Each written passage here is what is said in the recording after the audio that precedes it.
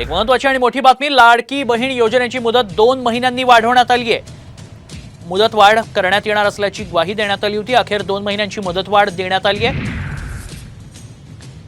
लाडकी बहीण योजनेची मुदत 2 महिन्यांनी वाढवण्यात आल्याचं पाहायला मिळते। उपमुख्यमंत्री अजित पवारांनी विधानसभेमध्ये ही घोषणा केल्याचं पाहायला मिळालंय।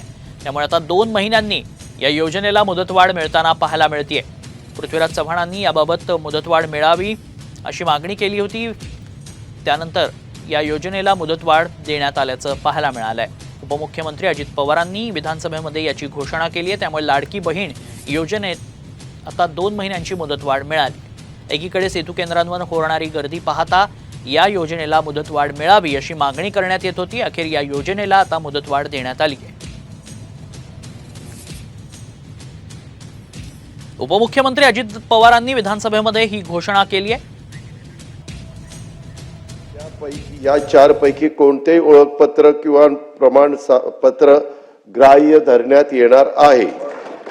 सदर योजनेत 5 एकर शेतीची अट होती, ती वगळण्यात आली आहे।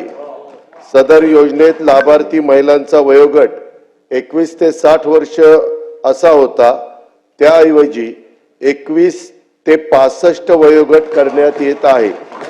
परराज्यामध्ये जन्म झालेल्या महिलांनी, बॉर्डरवर हा प्रश्न आहे आपल्या महाराष्ट्राच्या, महिलांनी महाराष्ट्रातील अधिवास असणाऱ्या पुरुषांबरोबर विवाह केला असेल तर अशा बाबतीत त्यांच्या पतीचं जन्म दाखला किंवा शाळा सोडल्याचे प्रमाणपत्र हा अधिवास प्रमाणपत्र ग्राह्य धरण्यात येईल। तसंच 2.5 लाख रुपये उत्पन्न दाखला उपलब्ध नसेल तर ज्या कुटुंबांकडे